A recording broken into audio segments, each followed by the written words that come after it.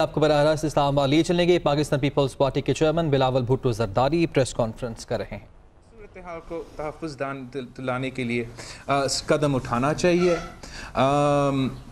सिंध में जो भी हम इजाफ़ा कर रहे हैं, जो भी हम रिक्रूटमेंट्स कर रहे हैं, और इस वक्त तक जो इस पैंडेमिक के दौरान रिक्रूटमेंट्स हो रहे हैं वो कॉन्ट्रैक्ट पे कुछ हो रहे होंगे, लेकिन सिंध हुकूमत का ये कोशिश होगा कि हम जो भी कॉन्ट्रैक्ट पे भी जो हम एम्प्लॉय करते हैं इस वबा के ख़िलाफ़ लड़ने के लिए इंशाअल्लाह ताला उन सब को हम रेगुलराइज भी करेंगे।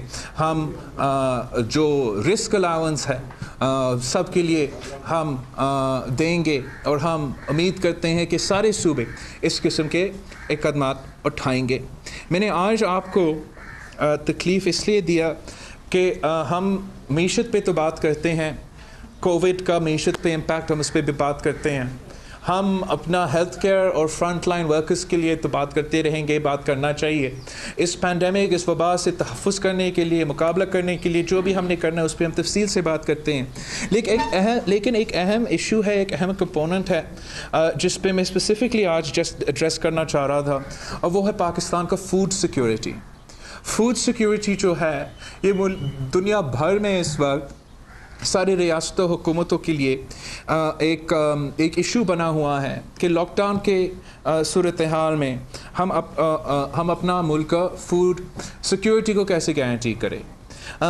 UN के रिपोर्ट के मुताबिक पाकिस्तान के लिए एक ज़्यादा ख़तरा है, पाकिस्तान की फूड सिक्योरिटी को ज़्यादा ख़तरा है हमारा लोकस की वजह से। जो 25 इयर्स के बाद ये दुनिया में सबसे इतना बड़ा तादाद लोकस का जो हो रहा है, मई में या अप्रैल के एंड में यूनाइटेड नेशंस ने ये रिपोर्ट किया। हमने उस पर मुतालबात भी किए वफाकी हुकूमत से कि फ़ेडरल जो प्लांट प्रोटेक्शन डिपार्टमेंट है ये इनका काम होता है। हमने पिछले साल बजट के दौरान सदर जरदारी साहब ने इस लोकस इशू को भी उठाया, इसलिए हमने उस वक्त भी देखा कि ये मसला है और मसला रहेगा। उस वक्त हमने हुकूमत से अपील किया कि ये आपका काम है, आप कोई कदम उठाए, लेकिन वो वफाकी हुकूमत नाकाम रहे। वफाकी हुकूमत ने वो जो काम करना चाहिए था वो नहीं कर सका। उनको 1 साल का टाइम मिला है तैयारी करने के लिए। वफाकी हुकूमत को 1 साल मिला है तैयारी करने के लिए। मार्च में सूबाई सिंध का और वफाकी हुकूमत के दरमियान जो बात हो रहा था लोकस इशू पे, उस पे वफाकी हुकूमत ने वादा किया था कि वो हवाई जहाज़ भेजेंगे। शहीद मोहतरमा बेनज़ीर भुट्टो के दौर में 93 में या 94 में लोकस का इस किस्म का हमला हुआ था, और शहीद मोहतरमा बेनज़ीर भुट्टो इसलिए इस मुल्क के हारी, इस मुल्क के किसान की ख्याल रखती थी।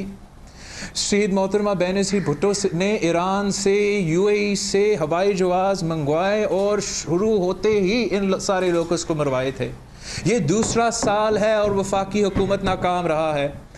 ये दूसरी साल है जहाँ हम वफाकी हुकूमत से मुतालबा करते आ रहे हैं कि वो अपना जो ज़िम्मेदारी है वो पूरा करे, और इस लोकस को कम्बैट करने के लिए वो अपना वादा पूरा करे।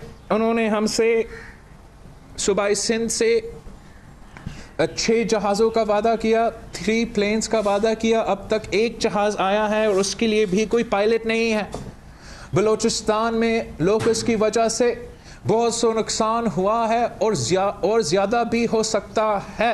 वहाँ भी सूबाई हुकूमत को वो मदद नहीं दी गई, बलूचिस्तान की हुकूमत को वफाकी हुकूमत ने मदद नहीं की, और हम अब मुतालबा करते हैं कि मुल्क भर में वफाकी हुकूमत वो कदम उठाएं ताकि हम इस लोकस इशू को कंटेन कर सकते हैं। अब अपना तैयारी करें कि जब इनका ये ईरान से और हॉर्न ऑफ अफ्रीका की तरफ से वो हमारे तरफ आएंगे ज़्यादा तादाद में, तब भी हमारा तैयारी हो। उसके लिए सूबाई हुकूमत अपने अपने तौर पे काम कर रहे हैं, लेकिन इसलिए हमारा वफाकी हुकूमत आइन पे बहुत ज़्यादा बात करते हैं। आइन के मुताबिक किसका ज़िम्मेदारी है? आइन के मुताबिक ये वफाकी federal food plant department protection department की ज़िम्मेदारी है और हमारा वफाकी हुकूमत जैसे कोरोना में सूबाई हुकूमतों को सही तरीके से मदद नहीं कर रही, वैसे ही लोकस का मुकाबला करने के लिए वो सही कदम नहीं उठा रहे हैं। मैंने आपके चैनल्स को कुछ वीडियोस भी भेजे हैं और मैं कुछ तस्वीरें भी दिखाना चाहता हूँ कि ये कितना ख़तरनाक सिचुएशन है। ये इसी महीने के फुटेजेस है, तस्वीर है कंबर शदादकोट के। लोकस उस वहाँ के फसल को नुकसान पहुँचा रहे हैं। ये है तस्वीर लड़कानों का, ये है लड़काना का जहाँ हमारा शहर में लोकस पहुँचे। ये है खैरपुर, नवाबशाह, मटियारी,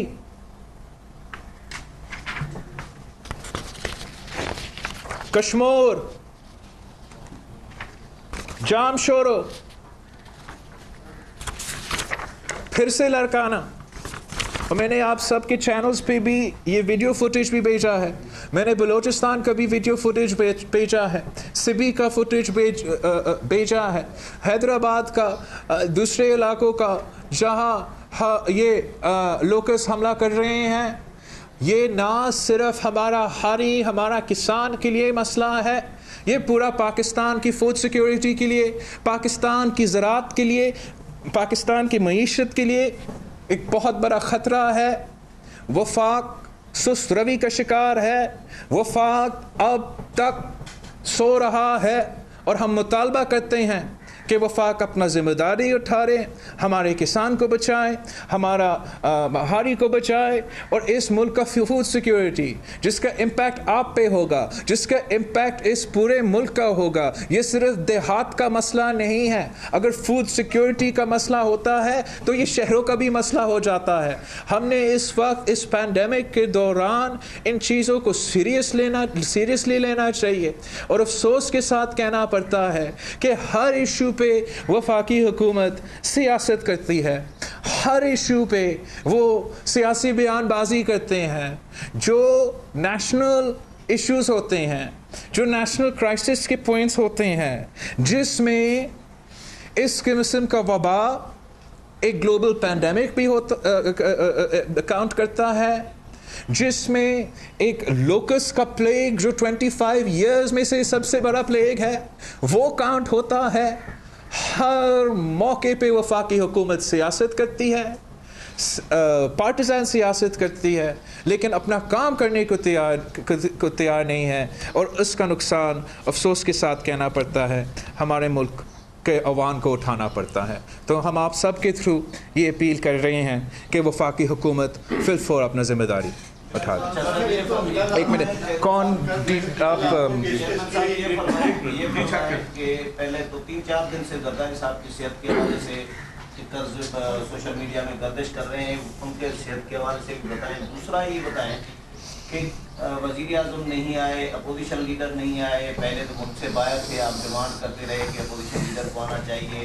अब वो एक तसर है कि नेब में क्योंकि वो पेश नहीं हो रहे कोरोना वायरस का जवाब देकर, अब अगर कौमी असम्बली में आते तो फिर नेब वाले सवालात उठाते, हुकूमत सवालात उठाती, इसलिए उन्होंने डॉक्टर से मशवरा लेकर वो नहीं आए। तो उनके ना आने का और वज़ीर आज़म के ना आने का कितना ये बुरा इम्पैक्ट पड़ रहा है? क्यों इजलास बुलाया था फिर उन्होंने? मैं समझता हूँ कि वज़ीर आज़म साहब को आना चाहिए था। वज़ीर आज़म साहब ना सिर्फ इस मुल्क का वज़ीर आज़म है, हाउस का लीडर ऑफ द हाउस भी है और उसका काम का हिस्सा, उसका जॉब डिस्क्रिप्शन ये है कि उसने सेशन में आके कौम के नुमाइंदे को बताना है कि उसका पॉलिसी क्या है। साथ साथ वो हमारा वज़ीर सेहत भी इस वक्त है। डॉक्टर ज़फ़र मिर्ज़ा साहब बड़ा अच्छा आदमी होगा, लेकिन वो स्पेशल असिस्टेंट है, स्पेशल असिस्टेंट हाउस में नहीं आ सकता है। तो वज़ीर आज़म पे ये ज़्यादा ज़िम्मेदारी बनता था कि वज़ीर आज़म साहब हाउस में आए, अपना मौक़िफ़ पेश करे, मुल्क के अवाम को बताएं कि हुकूमत की पॉलिसीज़ क्या है, उसका असर क्या होगा, हम कैसे मिल के इस वबा का मुकाबला कर सकते हैं, हम कैसे मिल के अपने अवाम को रिलीफ पहुँचा सकते हैं। लेकिन वज़ीर आज़म साहब जो चाह रहा है इस वक्त के ملک میں ہمارے غریب کمیٹی بنانے کا فیصلہ کیا گیا تھا، تو اس وقت بھی یہی کہا گیا تھا کہ یہ کمیٹی بنانے کا مطلب ہے کہ اب یہ کچھ چھپانا چاہتے ہیں، انہوں نے کچھ نکلنا نہیں۔ وہ کمیٹی نے تحقیقات کر لیں، وہ رپورٹ منظر عام پر بھی آ گئی، تو اس کے بعد انہوں نے کہا جی اب آگے جو ہے اس کی مزید اب تفتیش ہونی چاہیے، اس کے لیے جو قانونی اختیارات چاہیے تھے وہ اس کے لیے کمیشن بنانے کی ضرورت تھی، تو باقاعدہ قانونی طور کے اوپر کمیشن کو وہ اختیارات دیے گئے، اسی کی بنیاد پر وہ کام کر رہے ہیں۔ آج تک پاکستان کی تاریخ جو ہے وہ یہی رہی ہے جو آپ کہہ رہے ہیں، کمیشن بنتے ہیں، رپورٹیں بنتی ہیں، اس کے بعد کسی کو نظر نہیں آتی وہ کہاں گئی، اس کے اوپر عمل درآمد کرنا تو بہت دور کی بات ہے۔ تو اب چند دن کی بات رہ گئی ہے، نظر آ جائے گا آپ کو عمران خان میں اور باقی سب میں فرق ہے یا نہیں ہے۔ انشاءاللہ تعالی عمران خان جو ہے قوم کو وہ نا امید نہیں کریں گے۔ شوگر ایڈوائزری بورڈ جو ہے اس کا کیا رول ہے اس کے فیصلوں پر، اور دوسرا یہ جو نہیں ایک دو افغانستان 70% چینی جو ہے اسمگل کی گئی، اس کا کوئی ریکارڈ نہیں ہے، اور اسمگلنگ کے حوالے سے سوالات کیے گئے۔ اچھا جی، یہ تو ابھی رپورٹ آئے گی، جو کمیشن کی رپورٹ آئے گی تو اسی کے اندر یہ پتہ چلے گا۔ یہ خبریں مجھے بھی کوئی میڈیا سے اخباروں میں پڑھنے کو ملتی ہیں، لیکن ظاہر ہے کیونکہ ہمیں نہیں پتہ اس وقت کمیشن کی رپورٹ کیا کہہ رہی ہے، تو اس کا انتظار کرنا پڑے گا کہ کمیشن کی جو رپورٹ آئے گی۔ شوگر ایڈوائزری بورڈ کا جو رول ہے وہ ظاہر ہے سارے اعداد و شمار بنا کر وہی بنیاد بنتی ہے جس کی بنیاد کے اوپر سفارشات آتی ہیں ای سی سی کے پاس اور پھر کابینہ کے پاس جاتی ہیں، تو ان کا بڑا ایک کلیدی رول ہے اس کے اندر۔ سر آخری سوال یہ کرنا چاہوں گا کہ جو کابینہ نے تاریخ دی ہے کمیشن کو رپورٹ پیش کرنے کی جس میں 3 ہفتے کی توسیع کی گئی تھی، کیا یہ کمیشن اپنی رپورٹ تب تک مکمل کر لے گا یا مزید ایکسٹینشن بھی مانگیں گے؟ نہیں جی، میرے تو علم میں نہیں ہے کوئی مزید ایکسٹینشن کی کوئی بات ہوگی۔ ابھی جو مجھ سے سوال جواب ہو رہا تھا تو اس کے اندر بھی کچھ شاید ذکر ہوا تھا کہ آنے سے تو بہت بہتر ہے، لیکن صدر زرداری صاحب کے بہت سے انڈر لائنگ کنڈیشنز ہیں، ڈائبٹیز بھی ہے، کارڈیاک کے ایشوز ہے، بہت سے ایشوز ہیں، اور وہ صدر زرداری صاحب کو بھی اتحاد کرنا چاہیے، اور ہم اتحاد کر رہے ہیں۔ پیشکش کی حکومت کو، مرکزی حکومت کو اس پینڈیمک سے مل کر کام کرنے کی، کیا اس کے بعد آپ سے کسی نے رابطہ کیا اس معاملے سے، اور کیا آپ وفاقی حکومت نے جو اب تک کے اقدامات کیے ہیں اس سے سیٹسفائی ہیں؟ نہیں، نہ کوئی رابطہ میرا کل کی تقریر کے بعد تو نہیں ہوا، اور آپ نے دیکھا کہ ہم نے تو کہا کہ آپ اپنا بیٹنگ لائن اپ چینج کریں، آپ جو وہ سیریس لوگ سامنے لے کر آئے، اور افسوس کے ساتھ کہنے پڑتا ہے کہ جہاں انہوں نے ایک تو وہ بیٹنگ لائن اپ بھی وہی رکھا، اور پھر وہ جو ان کے سیریس لوگ ہیں وہ زیادہ سیریس ہونے کے باوجود ان سیریس لوگوں کی طرح تقریریں کر رہے ہیں۔ میں سمجھتا ہوں جو ایک وزیر صاحب نے آج تقریر سینٹ میں کیا وہ ان ایکسیپٹیبل تھا، نہ صرف اس وبا اور پینڈیمک کے دوران، لیکن میں آپ کے تھرو اور بڑا ایکسپریسولی ایکسپلسٹلی کنڈیم کرتا ہوں یہ کس قسم کا بیانیہ ہے کہ ایک وفاقی وزیر کہے کہ مجھ سے یا میرے جماعت سے سندھ کی بو آ رہی ہے۔ ایک وفاقی وزیر اس قسم کا الفاظ استعمال کر سکتے ہیں؟ یہ اس کا مطلب کیا ہے؟ ہم تو ہر صوبے کی بات کرتے ہیں، لیکن جب میں سندھ کا ساتھ جو ناانصافی ہو رہا ہے اس کا بات کرتا ہوں تو ہمیں کہا جاتا ہے کہ میں سندھ کارڈ کھیل رہا ہوں۔ جب میں یا شاہ محمود قریشی صاحب جنوبی پنجاب کی پاسماندگی کی بات کرتے ہیں تو کیا تب ہم جنوبی پنجاب کارڈ کھیل رہے ہیں؟ جب ہم بلوچستان کی پاسماندگی، جب ہم بلوچستان کے ساتھ جو زیادتی، جب ہم بلوچستان کے ساتھ جو انسانی حقوق کا دھجے اڑائے جاتے ہیں اس پہ بات کرتے ہیں، تو کیا آپ کہتے ہو کہ ہم بلوچستان کا کارڈ کھیل رہے ہیں؟ جب میں خیبر پختونخوا کے لیے بات کرتا ہوں، جب میں سابق فاٹا کے عوام کے لیے بات کرتا ہوں، کیا مجھ پہ الزام لگتا ہے کہ میں پختونخوا کا کارڈ کھیل رہا ہوں؟ جب میں گلگت بلتستان کے ہر ڈسٹرکٹ میں خود جاتا ہوں اور گلگت بلتستان کے عوام کے لیے اور ان کے حقوق کے مطالبہ کرتا ہوں، تو کیا مجھ پہ गिलगित बल्तिस्तान कार्ड खेलने के इल्ज़ाम लगता है। जब मैं आज़ाद कश्मीर पहुंचता हूं और वो बातें करता हूं जो हमारा वज़ीर आज़म डरपोक था, नहीं कर सकता था, तो क्या कोई मुझे कहता है कि मैं कश्मीर कार्ड खेल रहा हूं? मैं मुतालबा करता हूं कि ये वज़ीर अपना लफ्ज़ वापस लो, और अगर वो वापस लेने को तैयार नहीं है तो इस्तीफ़ा दो। इस किस्म का बयानबाजी हम किसी भी सूरत हाल में बर्दाश्त नहीं करेंगे। इस किस्म की बयानसाजी से पाकिस्तान की वफाक को नुकसान पहुंच जाता है। इस किस्म के बयानबाजी से आप नुकसान पहुंचा रहे हैं, और इस किस्म का बयान देना जब हम नेशनल यूनिटी की कोशिश कर रहे हैं, मैं आपके तरफ अपना हाथ बढ़ा रहा हूं और आप उस हाथ पर मुंह पे तमाशा लगा रहे हो, ये किस किस्म की सियासत है? क्या मतलब कि आप सिंध में अपना सियासी लोहा मनाएंगे? ये वक्त है सियासी लोहा मनाने के लिए, ये वक्त है कैंपेन करने के लिए। हम तो नहीं सोच रहे हैं कि मैं पंजाब में कैसे इस वक्त अपना सियासी लोहा मनाऊं। हम नहीं सोच रहे हैं इस वक्त के हम इलेक्शंस कैसे जीतेंगे। हम सोच रहे हैं कि पाकिस्तान के अवाम का ज़िंदगी को कैसे बचाए, पाकिस्तान के अवाम का सेहत को कैसे बचाए, पाकिस्तान के गरीब अवाम, नौकरी पेशा तबका, सफ़ेद पोश के कमर से तोड़ने से कैसे हम तहफ़्फ़ुज़ दिलवा दें। और ये शख्स सियासी लोहा बनाने की बात कर रहा है। हम जानते हैं कि आपने अपना सियासी लोहा कैसे बनाया।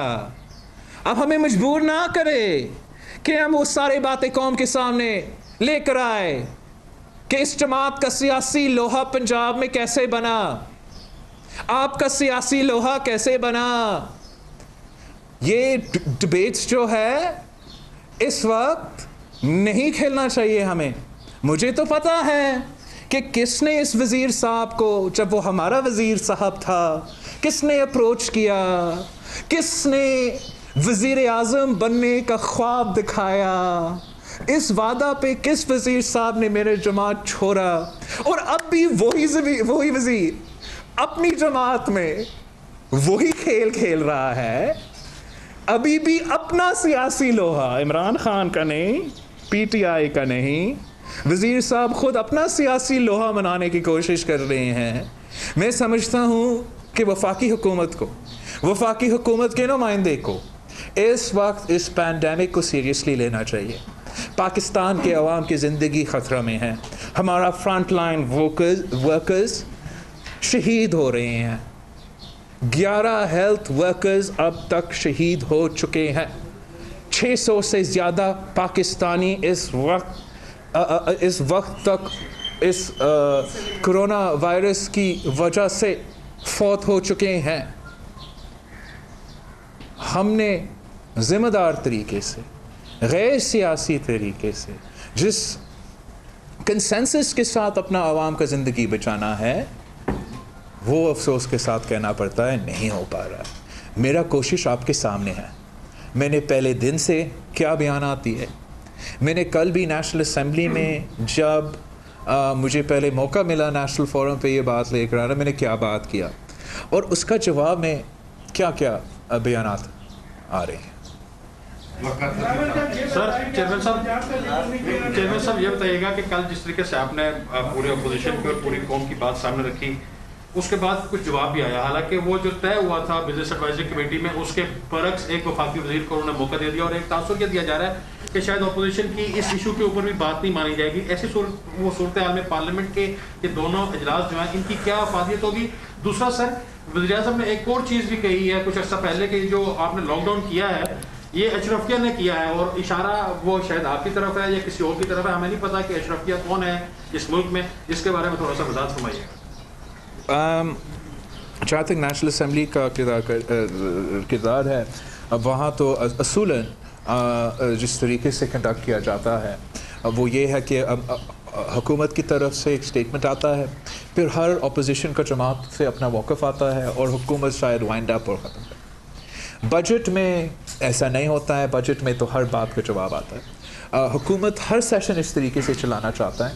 हमारा ख्याल है कि इससे ज़्यादा पार्टिज़नशिप बढ़ता है और इससे जो माहौल है असम्बली में वो ख़राब हो जाता है।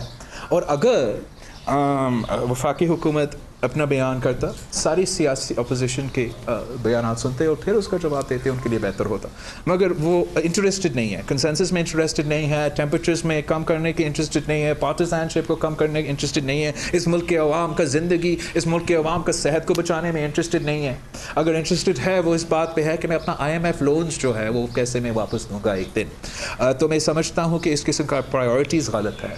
اشرافیہ اس وقت لاک ڈاؤن کا مطالبہ نہیں کر رہے ہیں, اشرافیہ لاک ڈاؤن اٹھانے کا مطالبہ کر رہے ہیں. اشرافیہ کا مطالبہ یہ تو پہلا دن کا تھا کہ لاک ڈاؤن اٹھائے, ہمارا جو انڈسٹریز ہے, ہمارا جو بڑے بڑے بزنسز ہے ان کو نقصان پہنچا رہا ہے. اور خان صاحب نے غریب کو استعمال کر کے, غریب کا نام کو استعمال کر کے, مزدور کا نام کو استعمال کر کے اشرافیہ کو فائدہ پہنچایا ہے. خان صاحب نے کہا کہ وہ تو لاک ڈاؤن کا اس لیے تو نقصان تو ہمارا غریب مزدور کا ہوگا, نقصان تو ہمارا نوکری پیشہ کا ہوگا. لیکن آپ دیکھ لیں اب لاک ڈاؤن تو کس طریقے سے چلے, جب سے چلا اس دن سے لے کے آج تک خان صاحب نے کتنے کاروباری طبقہ سے تعلق رکھنے والے لوگ سے ملے, خان صاحب نے کتنے ارب پتی خرب پتی سے ملے, خان صاحب نے کتنے انڈسٹریلسٹ سے ملے, اور ساتھ ساتھ آپ مجھے بتائیں خان صاحب نے کتنے مزدوروں سے, کتنے ٹریڈ یونین سے ملے. اور پھر آپ خود فیصلہ کریں کہ کیا خان صاحب غریب مزدور کے مطالبہ پہ کام کر رہا تھا, یا خان صاحب اشرافیہ کے مطالبہ پہ, خان صاحب اس ملک کے امیروں کے مطالبات تھے, خان صاحب اس ملک کے انڈسٹریلسٹ کے مطالبات پہ چل رہا تھا. ہم سمجھتے ہیں کہ اگر خان صاحب غریب کی خیال رکھتا, مزدور کا سوچتا, تو ایک تو لاک ڈاؤن کے دوران اس طبقہ کو سپورٹ ملتا. ہمیں اپنا غریب طبقہ کو, ناٹ اونلی غریب طبقہ کو, not only below the poverty line طبقہ کو, ناٹ اونلی بے نظیر انکم سپورٹ, لیکن آپ کا نوکری پیشہ طبقہ کو بھی, آپ کا سفید پیش طبقہ کو بھی سپورٹ پہنچانا پڑے گا, کیش ٹرانسفر ہونا پڑے گا. خان صاحب نے صرف بے نظیر انکم سپورٹ پروگرام کا پیسہ کو بے نظیر انکم سپورٹ پروگرام کے ریسیپینٹس کو دلوایا, کسی اور کو کوئی ریلیف نہیں ملا. اگر ملا تو انیل مسرت کو ملا, اگر ملا تو کنسٹرکشن پریکٹس کے طریقے میں خان صاحب کے ATM مشینز کو ریلیف ملا, لیکن اس ملک کے غریب عوام کو اس وقت تک ریلیف نہیں ملا. میں نے کل بھی نیشنل اسمبلی میں مطالبہ کیا تھا کہ جو سندھ حکومت کا کرونا ریلیف پیکیج ہے, جس کے تحت ہم سندھ کے عوام کے روزگار کو تحفظ پہنچانا چاہ رہے تھے لاک ڈاؤن کے دوران, جس کے تحت ہم سندھ کے عوام کے جو تنخواہ ہے ان کو قانونی تحفظ دلوانا چاہتے تھے پیڈیمک کے دوران, جس کرونا ریلیف آرڈیننس کے تحت ہم پاکستان کے غریب عوام کا رینٹ معاف کروانا چاہ رہے تھے, جس آرڈیننس کے تحت ہم پاکستان کے عوام کی اسکول فیس کم کرنا چاہ رہے تھے, جس آرڈیننس کے تحت ہم یوٹیلیٹیز, پانی کا, دوسرا کا جو یوٹیلیٹیز ہے ان کو کم کرنے کی کوشش کر رہے تھے, وفاقی حکومت نے ہمارا ایفرٹس کو سیبوٹیج کیا. جب ہم نے یہ نوٹیفیکیشن کے تھرو کیا, انہوں نے ہمارا نوٹیفیکیشن کو چیلنج کیا. جب ہم نے ان کو آرڈیننس بھیجا, انہوں نے ہمیں اپنا آرڈیننس واپس بھیجا. مطلب سندھ کے عوام کو ریلیف سے محروم رکھا گیا, ایک یا دوسرا بہانے پہ ڈیلے کروایا گیا. تو اگر ان کو یہ ریلیف نہیں ملا ہے اب تک, وفاقی حکومت کا ذمہ داری ہے. کل بھی ہم نے مطالبہ کیا تھا کہ وہ ہمارا آرڈیننس پہ سائن کرے, آج ہم پھر یا کل ہم پھر واپس بھیج رہے اپنا آرڈیننس. وہ اعتراضات کر رہے ہیں یوٹیلیٹیز پہ, ہم سمجھتے ہیں کہ صوبائی حکومت کے پاس یہ اختیار ہے, لیکن اس وقت ہم ڈبیٹ میں جائیں گے, ہم پھر سے بھیجیں گے. لیکن آپ نے ڈیلے کیا ہے, آپ نے ڈیلے کیا ہے کسی نہ کسی ایکسکیوز کے وجہ سے, اور ہم مطالبہ کرتے ہیں کہ فوراً ریلیف تو سندھ کے عوام کو ہمارا آرڈیننس کے تھرو ریلیف تو, باقی صوبوں میں بھی یہی آرڈیننس کا کاپی پیسٹ کر کے آپ باقی ملک کے عوام کو بھی اس قسم کا ریلیف فوراً پہنچائیں.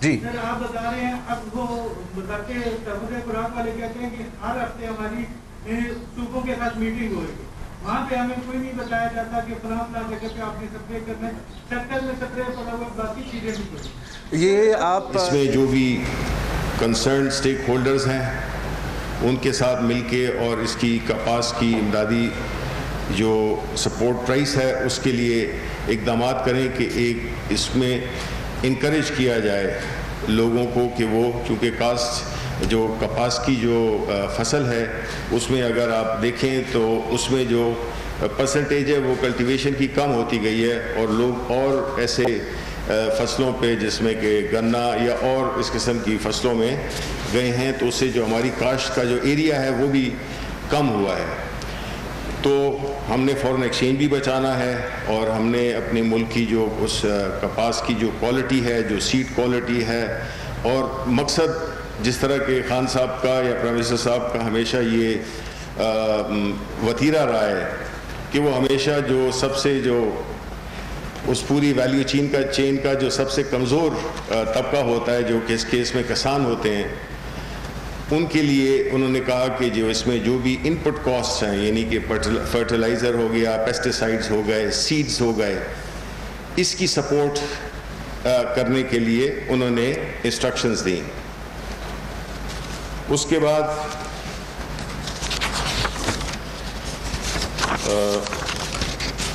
کابینہ نے نیشنل کمیشن برائے اسٹیٹس آف وومن کے ممبران کے ناموں کی بھی منظوری دی. ان ممبران کا تعین وزیر اعظم کی جانب سے کیا جائے گا.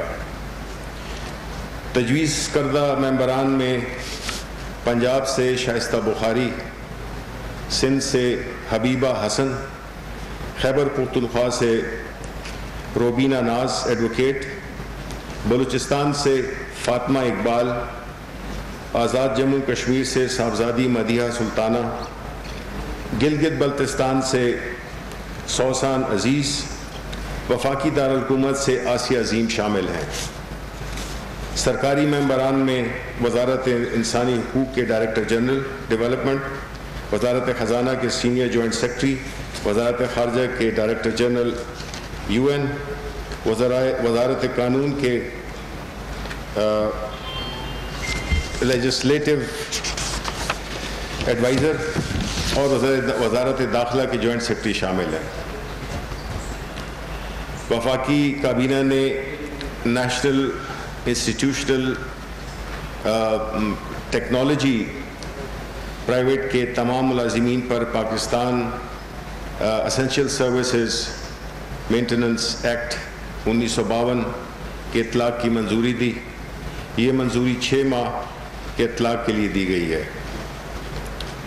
پاکستان کابینہ نے پاکستان بیورو آف اسٹیٹسٹکس جو شماریات کا ادارہ ہے میں ممبر نیشنل اکاؤنٹس اور ممبر مردم شماری سروے کی تعیناتوں کی منظوری دی. ڈاکٹر بیراور جان ممبر نیشنل اکاؤنٹس جبکہ ایاز الدین کو ممبر مردم شماری سروے تعینات کیا گیا. کابینہ نے کراچی پورٹ ٹرسٹ کے معاملات میں بے قاعدگیوں کی درستگی کے لیے قانون کے مطابق آڈٹ سمیت مختلف انتظامی اقدامات کی منظوری بھی دی اور وزارت قانون کے فروغ نسیم صاحب وزیر جو ہیں ان کو یہ ذمہ داری سونپی کہ وہ مل کر اور اس کو دیکھیں. پھر ایک اور بڑا اہم ایشو ڈسکس ہوا بڑی تفصیل سے اور بڑی پارٹیسپیشن سے جس میں کہ سرکاری اداروں میں بہترین افرادی قوت لانے خصوصاً ان کی سربراہی کے لیے اندرون و بیرون ملک قابل ترین افراد کو سونپنے کی یقینی بنانے کے لیے کابینہ نے ڈاکٹر عشرت حسین کی سربراہی میں کمیٹی قائم کی ہے تاکہ کمیٹی سینئر لیول پر بھرتیوں کے حوالے سے موجودہ قواعد و ضوابط میں ترمیم کے سلسلے میں سفارشات آئندہ 1 ہفتے میں پیش کریں. اب اس میں خان صاحب یا پرائم منسٹر صاحب جو ہے تو وہ ہر چیز کے لیے ٹائم لائن دے رہے ہیں کیونکہ یہ ایک سلسلہ رہتا ہے کہ یہ ہوگا یا یہ کر لیا جائے گا. تو اس کو خان صاحب پرائم منسٹر صاحب نے اس بات پہ بڑا زور دیا کہ ہمیں ٹائم لائنز کے ساتھ اب چیزوں کو آگے لے کے چلنا ہوگا اور انہوں نے وزارت قانون کو پھر یہ ذمہ داری سونپی کہ جو بھی اس میں متعلقہ قوانین ہیں جس میں کہ کمپنیز ایکٹ ہے, کارپوریٹ گورننس ایکٹ ہے, رولز ہیں, اور ایسٹا کوڈ میں ترامیم کے لیے سفارشات پیش کریں. پھر کابینہ میں گزشتہ ہدایت کے مطابق اگر آپ کو یاد ہو تو یہ بات ہم نے پہلے بھی کی تھی کہ جو غیر قانونی طور پہ یعنی وہ تعیناتیاں جو کہ کابینی کی منظوری سے نہیں ہوئی تھیں اس کے بارے میں بھی رپورٹ پیش کی گئی. کابینہ کو بتایا گیا کہ اب تک موصول ہونے والی معلومات کے مطابق 12 وزارتوں میں خلاف ضابطہ تعیناتیاں کی گئیں. وزیر اعظم نے اس بات پہ گہری تشویش کا اظہار کیا اور کہا کہ اس حوالے سے تمام وزارتوں سے حتمی معلومات جمع کی جائیں تاکہ اس کی روشنی میں مزید کارروائی عمل میں لائی جا سکے, اور اس کے لیے بھی انہوں نے ٹائم لائن دی ہے 1 ہفتے کی. پھر وزیر منصوبہ بندی اسد عمر صاحب نے جو کورونا کی صورتحال ہے اس پہ بھی ایک پورا ایک انفارمیشن شیئر کی کابینہ کے ساتھ کہ اس وقت جو انیشیٹوز حکومت لے رہی ہے اس مرض کو کنٹرول کرنے میں, اور جو ابھی یہ لاک ڈاؤن میں جو نرمی آئی ہے اس سلسلے میں بھی انہوں نے پروگریس رپورٹ دی کہ ملک میں عام طور پہ گو کہ اس کو سراہا گیا ہے اور لوگ بڑے خوش ہیں. لوگ تو خوش ہیں اس لیے کہ بڑے عرصے کے بعد سب کو باہر نکلنے کا موقع ملا اور لوگ خریداری بھی اور جو کاروباری لوگ ہیں وہ سب, لیکن اس بات کا اس موقع کا فائدہ اٹھاتے ہوئے اور یہ بات کابینہ میں بھی اور پرائم منسٹر صاحب نے بڑے واضح الفاظ میں کی کہ دیکھیں جی یہ جو کیا گیا ہے اس نرمی کا, اس کو بنیادی طور پہ عوام کے لیے کیا گیا ہے, خاص طور پہ ان لوگوں کے لیے جو کہ معاشی طور پہ کمزور ہیں, وہ دھاڑی دار لوگ, وہ یومیہ اجرت کمانے والے لوگ جو کہ اپنی مزدوری کے سے رات کو اپنے گھر میں کھانا فراہم کرتے ہیں اپنے بچوں کو. تو اس میں ایک جو پہلا تاثر ملا ہے وہ یہی ہے کہ لوگوں نے جو احتیاط ہے اس کو بالکل بالائے طاق رکھا ہوا ہے. یہ ایک جنرل امپریشن ہے. یا تو یہ وجہ ہے کہ اتنے عرصے کے بعد جب آپ آزاد ہوتے ہیں تو آپ بالکل ذرا تھوڑے سے غیر ذمہ دار ہو جاتے ہیں. تو انہوں نے اپیل کی کہ یہ اس چیز کو انشور کیا جائے کہ جو ایس او پیز ہیں, جو سوشل ڈسٹینسنگ ہے, جو سماجی دوری جس کو ہم کہتے ہیں, یہ سارے جتنے بھی پروٹوکولز ہیں, یہ جتنے ایس او پیز ہیں, اس پہ بڑی سختی سے عمل کیا جائے. بیکاز ہم متحمل نہیں ہو سکتے, ہم ایک غریب ملک ہیں, اور اگر لوگ اسی طرح بیمار ہوتے گئے خدا نخواستہ تو پھر ظاہر ہے کہ ہمارے اسپتالوں کی جو کیپیسٹی ہے, ہماری جو باقی لمیٹیشنز ہیں, تو اس پہ برا اثر پڑے گا. تو بنیادی طور پہ یہ ہے کرنا یہ ہے کہ آپ کو دونوں چیزوں میں ایک توازن پیدا کرنا ہوگا, اور یہ ذمہ داری عوام کی ہے. دیکھیں حکومت نہ ڈنڈے سے اس لوگوں کو فورس کر سکتی ہے کہ وہ احتیاطی تدابیر اختیار کریں. ہر بندے کو ایک ذمہ داری, ایک نیشنل ذمہ داری ہے, اپنے خاندان کے لیے ذمہ داری ہے, اپنے ملک کے لیے ہے کہ ہم نے کس طرح, کیونکہ اس کا پتہ نہیں ہے کہ یہ کب تک چلے گی, یہ بیماری کب تک یہ وبا رہے گی, اس کا کوئی علم نہیں ہے. تو بہتر نہیں ہوگا کہ اگر ہم, کئی ملکوں کی مثالیں ہمارے سامنے ہیں جنہوں نے کہ یہ احتیاط کرتے ہوئے سوشل ڈسٹینسنگ کو بڑا اسٹرکٹلی فالو کرتے ہوئے انہوں نے اپنے آپ کو اس وبا سے کافی حد تک محفوظ رکھا ہے. تو اس وقت خاص طور پہ جبکہ چونکہ اس وبا کا پتہ نہیں چلتا کہ اس وقت یہ پیک کر رہی ہے, یہ کسی بھی وقت پیک بھی کر سکتی ہے, تو ہمیں تو اپنے جو ہماری جو کیپیسٹی تھی اندر یا لاک ڈاؤن کرنے کی وہ تو ایگزاسٹ ہو گئی ہے, چونکہ ٹائم فریم نہیں ہے, اس لیے اس کا ہمیں اس میں کوئی وہ نہیں تھا کہ ہم اس کو مسلسل رکھیں, اور نہ کوئی رکھ سکتا ہے. کسی ملک, کوئی بھی ملک, امریکہ بھی ہو, انہوں نے وہ بھی کامیاب نہیں ہوئے. لوگ خود وہ مظاہرے کرنے باہر آ گئے کہ انہوں نے نکلنا ہے. تو اس لیے بہتر یہی ہے کہ گیون جو دا سچویشن کہ اگر ہم دونوں چیزیں کر سکتے ہیں، یعنی اپنی زندگی کی بھی حفاظت کر سکتے ہیں اور اپنے اگر کاروبار کو بھی چلا سکتے ہیں، تو اس سے اچھی کوئی بات ہے ہی نہیں. اور یہ واحد طریقہ ہے کہ جس سے کہ ہم اس وبا سے نبرد آزما ہو سکتے ہیں. اس کے علاوہ ہمارے پاس کوئی آپشنز نہیں ہیں. ہمارے کس حد کب تک ہم حکومت ایک بہت ہی سخت معاشی اس کا حالت میں ہے، کیونکہ ہماری ریسورسز بہت کم ہیں. کب تک ہم جو ہے تو یہ پیسے دیتے رہیں گے اور سبسیڈائز کرتے رہیں گے؟ وہ تو پیسے تو وہی دے سکتا ہے جس کے پاس ہوں. تو اس لیے ہم چاہتے ہیں کہ اس سے ہمیں بہت ہی مختصر وقت میں جو ہے تو ہم اس میں اگر ذمہ داری، احساس ذمہ داری دیکھیں، نہ صرف خود بھی اگر کوئی غیر ذمہ داری کی مظاہرہ کر رہا ہے تو اس کو بھی اس بات کی تلقین کرے کہ اس میں بھلا سب معاشرے کا بھلائی ہے کہ اگر سب احتیاط کریں. تو بنیادی طور پہ یہ باتیں ہوئیں. اب آپ کے اگر کوئی سوالات ہیں تو جی جی. تو پولیٹیکل بھی ہے. ایک تو یہ افواہ پچھلے ہفتے دو ہفتے سے پی ٹی آئی کی حکومت گورنر سے چیک کرنے جا رہی ہے، اس حوالے سے مختلف نام بھی زیر گردش کے بارے میں بتا دیں.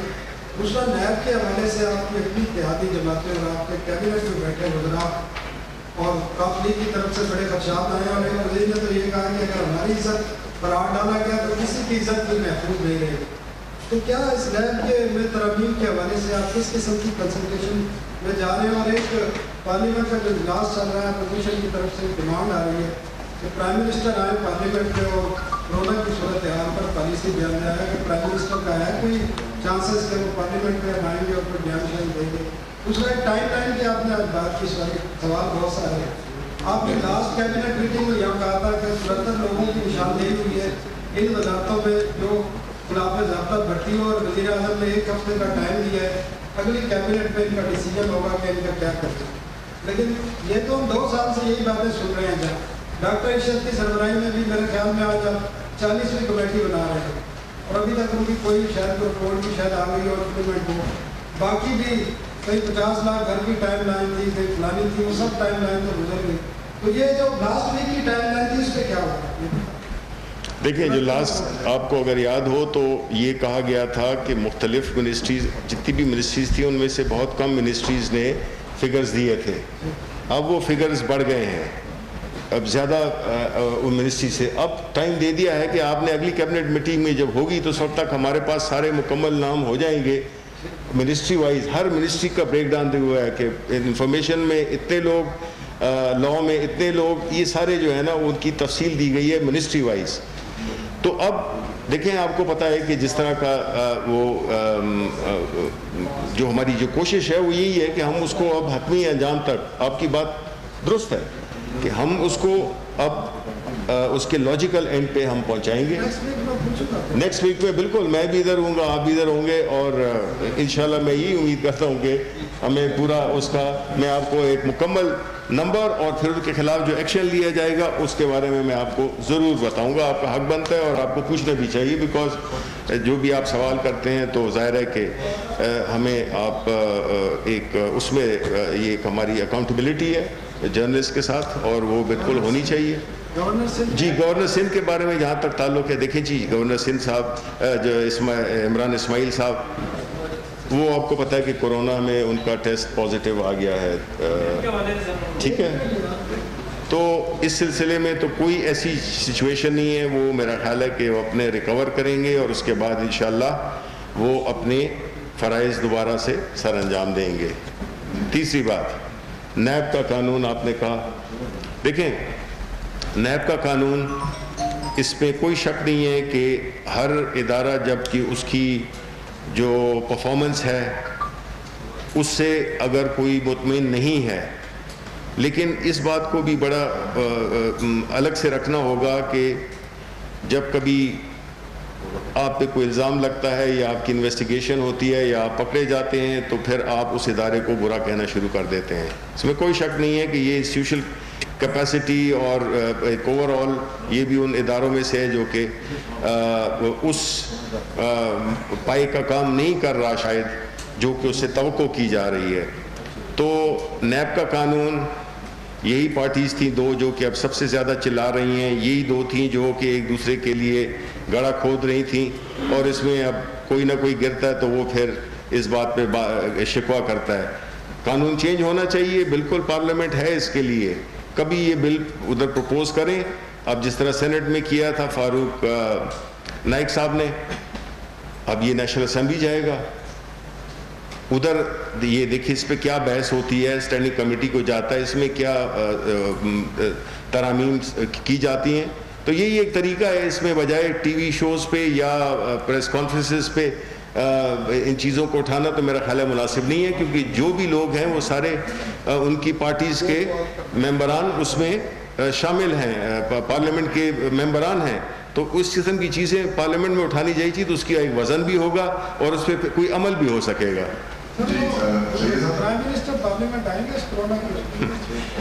پارلیمنٹ میں ضرور آئیں گے. دیکھیں جی, بات یہ ہے کہ یہ تو واویلا مچایا ہوا تھا. پرائم منسٹر تو پورے ہماتن 24 گھنٹے جو ہے وہ اسی کورونا کے سلسلے میں اور باقی جو حکومتی کام ہیں اس میں مصروف رہتے ہیں.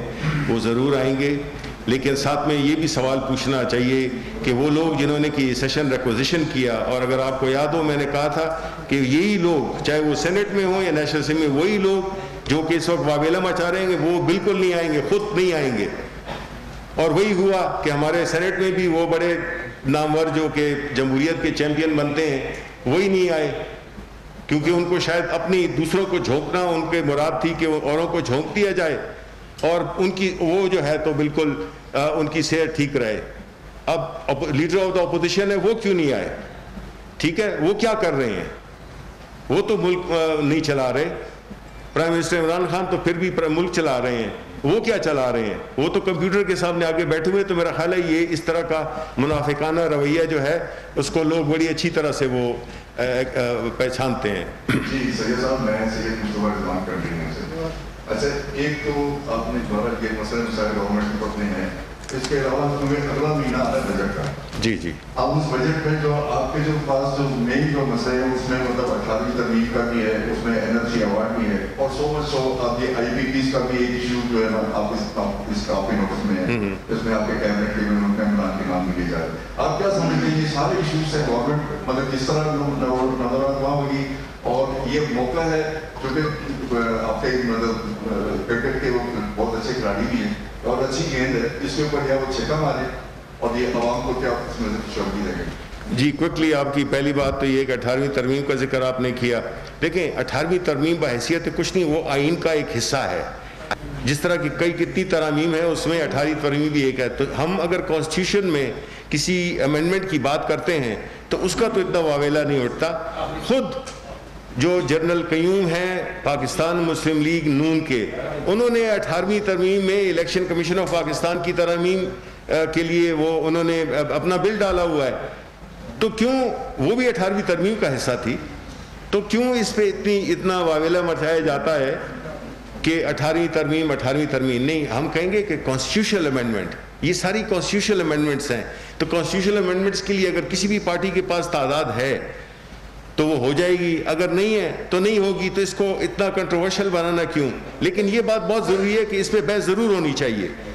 جس کسی بھی قانون پہ ہر ممبر کا حق بنتا ہے, ہر ممبر آف پارلیمنٹ کا حق بنتا ہے کہ وہ کسی بھی آئینی ترمیم کے لیے سجیسٹ کرے. یہ ہو گیا. دوسرا آپ نے کہا کہ جو مختلف ایشوز ہیں جس میں کہ IPPs ہیں, اور آپ نے اس کا NFC ایوارڈ وغیرہ ہے, بجٹ آ رہا ہے. ظاہر ہے کہ یہ دیکھیں چیلنجز تو بہت ہیں, لیکن پہلی بات تو یہ ہے کہ جو پرائم منسٹر صاحب ہیں اللہ ان کو آگے بھی صحت دے, ماشاءاللہ بڑے وہ فٹ ہیں اور وہ ملٹی ٹاسکنگ کرتے ہیں. حکومت صرف ایک چیز کا نام نہیں ہے, اس میں یہ چیلنجز آتے رہتے ہیں. ٹیم ورک ہے اور یہ سب مسئلے انشاءاللہ حل ہوں گے, بیکاز ایک وقت آئے گا کہ جب آپ کو پتہ چلے گا کہ جی دیکھیں اگر ہم نے ایک چیز شروع کی ہے, یہ جو انویسٹیگیشنز کی ہیں, یہ جو انکوائری ہم نے کروائی ہیں, یہ ہم نے کروائی ہیں, مطلب ہے کہ کیا ہمیں اس کا وہ تھا کہ اس کی کیا رزلٹ ہوگا؟ نہیں, ہم سنسیئر تھے اور سنسیئر ہیں. چاہے وہ شوگر ہیں, چاہے وہ شوگر کی آٹے کی وہ ہو, چاہے وہ IPPs کی ہو, ہم اس پہ ضرور یہ ایک دیکھیں ایک چیز ہوتی ہے رپورٹ, دوسری چیز یہ ہوتی ہے کہ پھر آپ کو اس میں دیکھنا ہوتا ہے کہ اب اس چیز کو آپ نے فردر انویسٹیگیٹ کرنا ہے، ٹھیک ہے. تو وہ ایک تو کورونا کی وجہ سے کئی مسائل ہیں، ایکسیس ٹو ریکارڈز وغیرہ وغیرہ، اور دوسرے اور ایشوز ہیں، لیکن یہ آئیں گے. ہم نے پہلے لوگ کہتے تھے کہ جی رپورٹ کبھی آئے گی نہیں، ہم نے رپورٹ پیش کر دی، ٹھیک ہے. تو اس لیے یہ چیلنجز بہت ہیں، اس میں کوئی شک نہیں ہے، لیکن اس وقت جو سب سے بڑا چیلنج ہے وہ کورونا ہے. اور اس میں جی میں پھر آپ کی وساطت سے لوگوں سے اپیل کرتا ہوں کہ احتیاط برتیں. جی یہ ایک رسک ہے جو کہ ہم نے لیا ہے، اور ہم نے نیک نیتی سے لیا ہے، ہمارے پاس اور کوئی آپشنز بھی نہیں تھیں. اور پرائم منسٹر جو کہ ہمیشہ جن کا دل دھڑکتا ہے غریب لوگوں کے ساتھ، وہ نہیں کہ جو صرف معذرت کے ساتھ جو پیپلز پارٹی کا وہ ہے کہ جی روٹی کپڑا اور مکان اور یہ تینوں چیزیں لے لیں. تو ہم جو ہے تو اس میں عملی طور پہ خان صاحب کا جو سیاسی کریئر ہے وہ شروع ہی ہوا تھا سوشل سروس پہ، سوشل ورک پہ، اور وہ ابھی اس وقت بھی وہ انہی کی بات کرتے تھے، غریبوں کے لیے کینسر اسپتال، یونیورسٹیز، سارا ان کا یہی وہ تھا. اب جو ہے ان کا جو محور ہے، سوچ کا محور ہے، وہ عام لوگ پاکستانی ہیں، مڈل کلاس اینڈ بلو، وہ ان کا حلقہ ہے. تو اس کے لیے وہ پوری جدوجہد کر رہے ہیں، اور یہ ساری چیزیں ہوں گی انشاءاللہ آپ عوام کے تعاون سے. جی جسٹ لاسٹ کوشچن. منسٹر صاحب، آپ نے کرونا آؤٹ بریک کے حوالے سے بات کی اور یہ کہا کہ ہم غریب ملک ہیں، لوگوں کو اس طرح سے سبسڈائز یا گھر میں بیٹھے کچھ نہیں لے سکتے. کیا آپ نے، حکومت نے لوگوں کو ان کے حال پہ چھوڑ دیا ہے کہ وہ جتنے جن کی امیون پاور بہتر ہوگی وہ بچ جائیں گے، جن کی امیون پاور نہیں ہوگی وہ اللہ کو پیارے ہو جائیں گے، اور پھر جو بچیں گے اس سے معیشت کے لیے کام لیا جائے گا؟ سیکنڈ سر، آپ نے ڈاکٹر اشرف صاحب کے لیے کہا، انہوں نے پہلے بھی کچھ کمیٹیوں کو ہیڈ کر رہے تھے. سر یہ اچھی بات ہے کہ سینئر لیول پہ اپرائٹ لوگوں کو رکھا جائے، لیکن دوسری طرف حکومت جو ہے وہ عسکری لوگوں کو انڈکٹ کر رہی ہے. آج بھی نیا پاکستان ہاؤسنگ میں ایک میجر جنرل کو رکھا گیا. اگر اسی تواتر سے عسکری لوگوں کو رکھا جاتا رہا تو یہ سویلین کہاں جائیں گے اور وہ کمیٹیاں کہاں رہیں گی؟ اچھا جی، دیکھیں پہلی بات تو یہ ہے کہ میری آپ اس بات کا جس کا میں نے ذکر کیا نہ آپ اس کو میرا خیال ہے شاید میں ایکسپلین نہیں کر پایا. دیکھیں 1.2 کھرب روپے کا پروجیکٹ دینا، سارے احساس پروگرام کے ذریعے کوئی تقریباً ابھی 95 ارب روپے کی تقسیم کر دینا، اور جتنی بھی انیشیٹوز لیے ہیں حکومت نے کفالت پروگرام میں، نوجوان روزگار میں، یہ سارے انیشیٹوز لیے ہیں. کہنے کا مقصد یہ ہے کہ اس وبا کا پتہ نہیں چلتا کہ یہ کب تک ہوگی. تو ہم نے اسی لیے اکانومی کھولی ہے کہ لوگ اپنا روزگار پیدا کر سکیں. کسی بھی اسٹیٹ کے پاس اتنا پیسہ نہیں ہوتا کہ وہ گھر بیٹھے لوگوں کو ایک مسلسل مہینوں پر اور سالوں پر جو ہے تو ان کو وہ کریں، بیکاز ظاہر ہے کہ حکومت کے پاس ریسورسز بڑے لمیٹڈ ہیں. جی